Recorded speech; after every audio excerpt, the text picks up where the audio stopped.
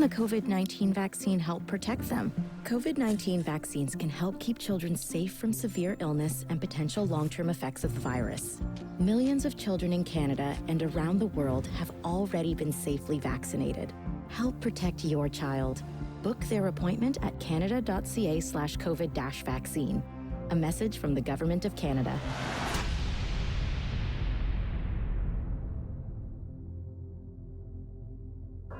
Ladies and gentlemen, you're listening to the Hour of the Time.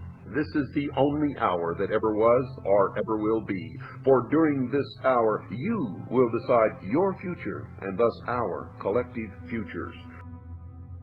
Vaccinations, immunizations, inoculations, as they are called by the medical fraternity, and I mean fraternity in every sense of the word. Folks, I want you to pay close attention tonight, for a lot of work has gone into this broadcast by one of our operatives. His name is Alex Loglia. He's going to be talking to you about something tonight that you have not ever heard before, and that you are probably not properly prepared to hear. Nevertheless, you must and will hear it. This is extremely dangerous to our democracy. This is extremely dangerous to our democracy. This is extremely dangerous to our democracy. Everyone is now eligible to get vaccinated right now, right away. Go get vaccinated, America. Go and get the vaccination. They're available. You're eligible now.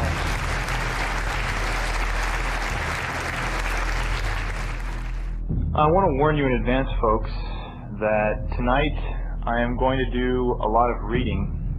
I'm going to quote a lot of different people. I make this warning because you are not going to want to believe what you are about to hear. I'm going to talk to you tonight about vaccinations. Most of you out there have probably received some form of vaccination at one point or another in your life, or you may have children who are in the process of receiving vaccinations. I'm going to say this bluntly so that it will make an impact on you and so you will hear me. You and your children are being poisoned, folks, and you are making pharmaceutical companies incredibly rich. Okay, so what if you do have COVID right now or someone in the same space as you? Keep hearing about living with the virus, but what does that look like in reality? CTV's Raheem Ladani's in studio with more. Raheem. Well, Nathan and Michelle, to get through this latest wave of COVID-19, doctors say people need to be meticulous and fortunate. But there are some ways families can potentially limit the spread. And you are also unknowingly helping along the progress of what is going to become the greatest epidemic that the human race has ever seen. Well, I have some very bad news for you folks. You once again have been conned. White-tailed deer here in Canada have tested positive for COVID-19, and there is concern over this. American researchers have evidence that transmission is explosive in this particular animal population and fear it could hamper efforts to eliminate the virus. We were dumbfounded when we saw the level of transmission in deer. COVID-19 spreads like wildfire in the white-tailed deer population. That's according to a study out of Iowa. During the late winter surge, veterinarians from Penn State University discovered 80% of deer that were tested were infected. At that time, the virus was 100 times more prevalent in the animals than residents. Due to ignorance and foolish trust in the experts, you have been had. Now, the theory of vaccinations is based on 4 basic principles. Number 1, vaccinations are relatively harmless. Number 2, vaccinations are effective. Number 3, vaccinations are responsible for the decline in infectious diseases. And number 4, vaccinations are the only practical and dependable way to prevent both epidemics and potentially dangerous diseases. But, ladies and gentlemen, every single one of these assumptions is totally false. Projecting a continual rise in cases and hospitalizations, and the peak could be around Easter and the beginning of Passover. Dr. Boileau reminded Quebecers who do have symptoms or who tested positive recently, the period where you are contagious is 10 days. So when you start seeing symptoms, start isolating. The first test can come back negative, so he says to spend 5 days at home, and then if you're not seeing any symptoms, you can start doing activities outside in the next 5 days. But you still can be contagious, so try not to go to restaurant, bars, or take part in team sports. It is reasonable to assume that our contemporary, quote, epidemic of allergies has at least some of its roots in the practice of vaccination. And again, that's from Wayland James. Now beware, folks, I have saved the best for last. The Clinton administration has buckled the pressure to implement a stepped-up mass vaccination program, and you and your children, if not already, will now be forced to endure all the truly evil effects of these terrible vaccines. Every day I see stories of the various state laws forcing Americans to inject these poisons into their veins, and don't buckle to the pressure because you do not have to, because no one, absolutely no one, can force you to inject anything into your blood, and no one can force you or your children to be vaccinated. I've avoided vaccinations, and you can too. They will threaten you with not letting your kids go to school or not get a job or anything else they can think of, but it is all, excuse us folks, it's all bullshit. One thing COVID is particularly good at is really penetrating families where there's limited space, where they're a little bit crowded or overcrowded.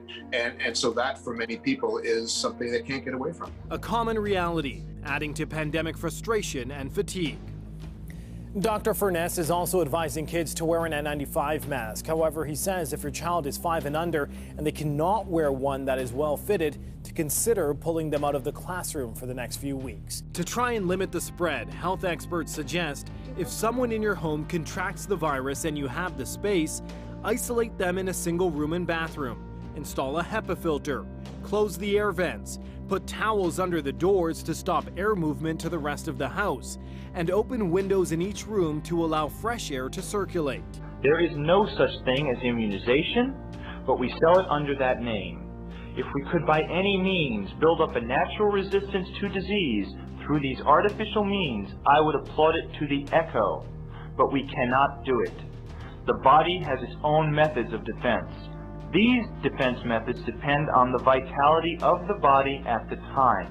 There is a challenge in caring for animals. It's not just that they don't tell you they're sick, they actually hide it. It's instinctual. In the wild, they can't look sick in case there are predators around. In September, they did have an outbreak. 9 lions and tigers were coughing and sneezing. Tests confirmed it was COVID-19. We were hoping, in a few days they're going to be better because that's what they do, and that's not what they all did.